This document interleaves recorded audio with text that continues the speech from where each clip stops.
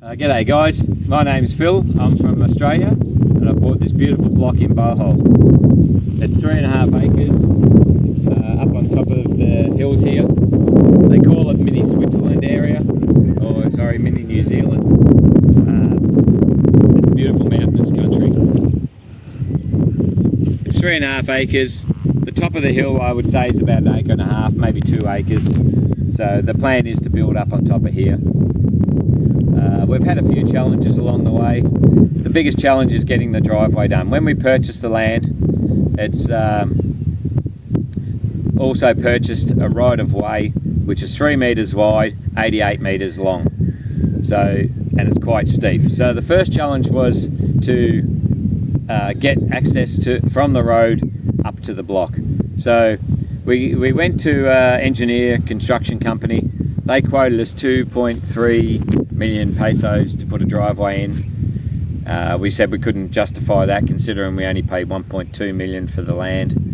So Jenny spoke to them and said how much just to put access from the road for the first 20 meters, and they quoted us another 2.26 what was it, 226,000 K. Again, thought that was a bit expensive. At the time we bought the land, they were doing the road out the front, so we went to the roadworks guys, spoke to them. We ended up getting the access for the drive cut into the land for 30k, which is a big difference from 226k. So that was the first plan. So we did that.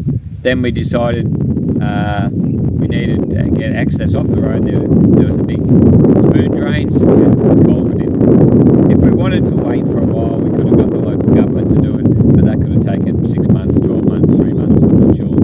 So we decided to do it ourselves. We went and purchased the pipes, 600 diameter by 4 meters long. We went back to the local guy and said, we'll pay you boys some cash to put it in. It was just over 13k for the pipe work and another 10k for material, and then I think it was another 10k, so it was another 30k, and we got the culvert put in and crushed rock from the culvert over for the first 15 meters. Then I got Jenny to go to another local construction place, and we got a quote off them to bring a big digger out here and cut the slope up to the block and then level the bottom tier. They did that for, it was 3,600 pesos per hour. I did I think it was about 4 days work with the gravel plus all that. I think by memory that was about 120k. So that gave us access to the block. I was still in Australia at this time. When I come back, I still couldn't access the block because the gravel was a bit too slippery and was still too steep. So we decided to buy an excavator and do it ourselves. So in the next couple of episodes I'll show you I had to go to Cebu, buy an excavator, bought the excavator, brought it back, hired a couple of the boys off the road gang because they'd finished the road and they were unemployed, and we're concreting the drive ourselves now. Including the cost of the excavator, it's going to take about 3 months, and I should be able to do it in a reasonable price for around about 1/3 of the cost of the original quote. So for under 800 I reckon. That's what it's aiming at this stage. So we're in the process of doing that at the moment. We did have a few challenges buying the land. It was more just the estate agent, communication back and forth, but it's all ours now. We're in the process of getting the title. That may take, they say, up to 6 months. Jenny's been to see about that, and it's all on target, so that should be fine. We have the deed of sale. So yeah, so the plan at this stage is to finish the driveway, get to the top, Then I'm going to build myself a big workshop over that area there, which is basically at the end of the driveway. Gravel is over there. That workshop will be about 12 metres by 6 metres, and then once that's built, I'm going to be building like tiny homes up here on the land. So up on the very top here, we plan on doing 4 buildings. There'll be a carport, then there'll be a kitchen with a gap in between. We'll have a swimming pool, hopefully. Then there'll be a living room with a veranda out the front to look at that view that way, so we can see the view of the ocean over there, and the other one will be a view of the back. And then our bedroom will be there, so we'll get the morning sun on the bedroom and then afternoon sun on the carport and kitchen area. So that's the plan at this stage. I'm a welder fabricator by trade, and I'll be building 80% of the buildings inside the shed, and then I'll be bringing them out here, setting them on foundations, and do that. I estimate that should take us probably 6 months to build the complete setup. We're also considering about putting accommodation up here because it is such a beautiful view. We don't want to waste the view for just us, so we may put some small cabins down the front there and maybe a few over the back. And then we're also Jenny wants to do events planning, so for weddings and things like that.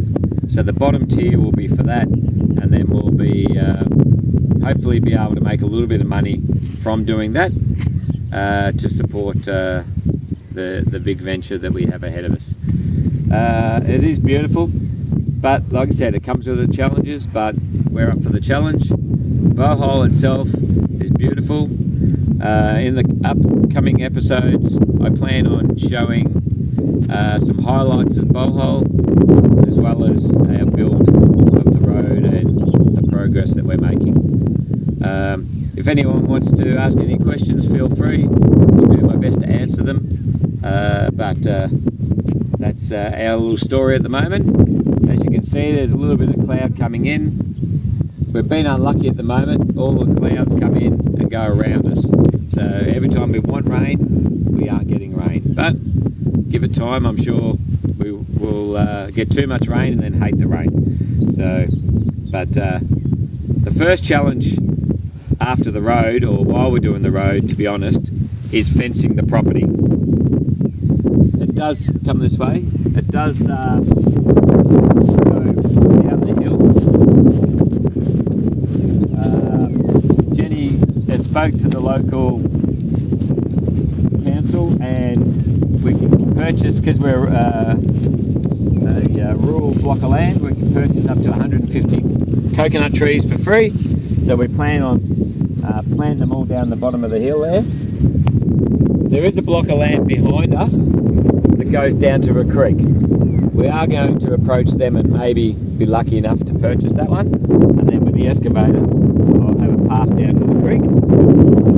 When it was raining here earlier in the year, over this area here, there is waterfall that comes down when there's enough water, so it'd be nice to get down to the bottom and have access to the creek. This is where I'm thinking about putting a few cabins on this tier here, so they have a look that way.